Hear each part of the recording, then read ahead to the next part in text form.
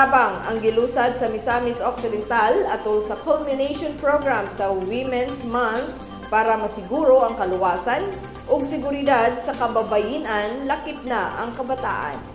Ania ang kumpletong detalye.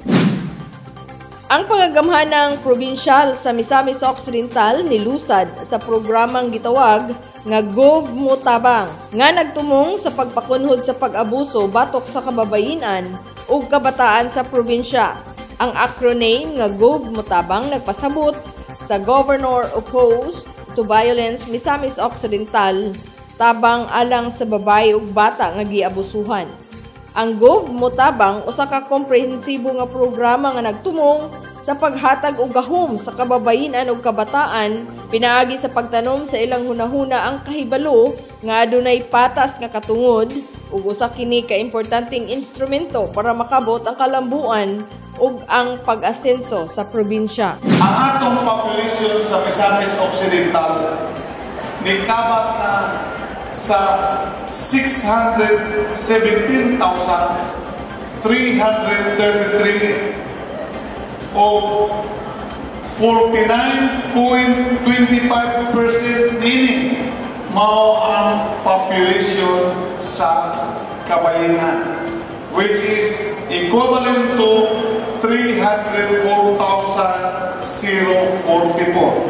So, ubay-ubay jud ang mga kabayenan sa Misamis Occidental o kung ang tanang kabayenan ma-empower kay kinahanglan ato i-empower magtinabangay o managhigosa walay rason na dili mamahimong instrumento alang sa pag-asenso sa atong probinsya.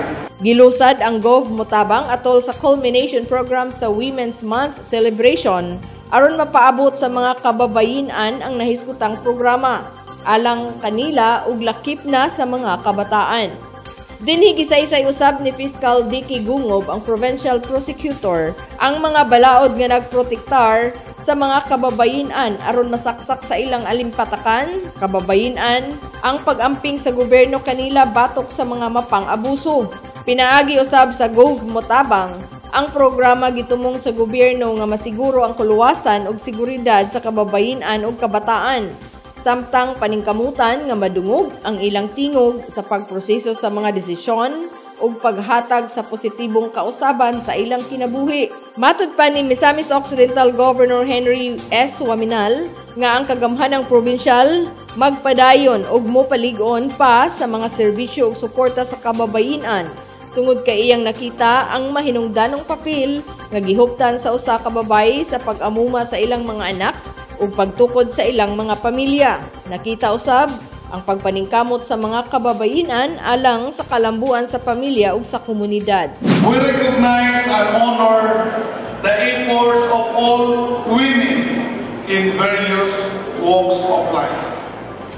Our nurturers and caregivers who inspire us with their selfless love. Our unsung heroes who make a difference in their communities every day. Tungod niini, atong tagaan o kusog nga pakpak ang tanang kabayenan.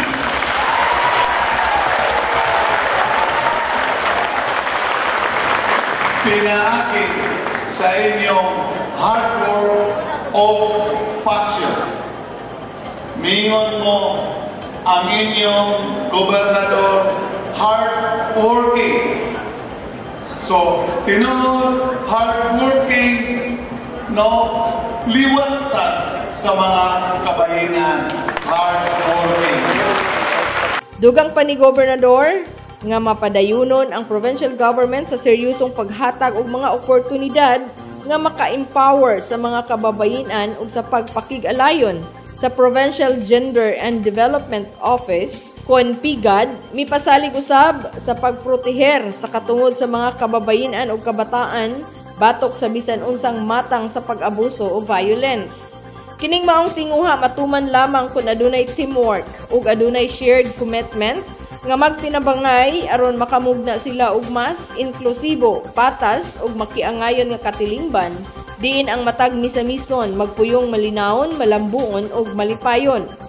Aron makabot kini nga tumong, gibahin sa probinsya ang inisyatiba ngadto sa 4 ka hugna. Diin ang matag hugna adunay espesipikong tumong. Ang unang hugna, ang gobyerno nagtutok sa pagpaligon sa accessibility sa helpline ug pagsiguro nga ang mga numero sa helpline makita sa mga eskwelahan ug barangay aron sayo na unya sa mga biktima sa pang-abuso sa pagpangayo ug tabang sa mga tinugyanan. Pinaagi sa nakitang numero sa helpline nga gibutang sa matag barangay ug tulunghaan. Ang ikaduhang hugna sa programa nagtumong sa pagpalambo sa ekonomikanhong bahin pinaagi sa edukasyon.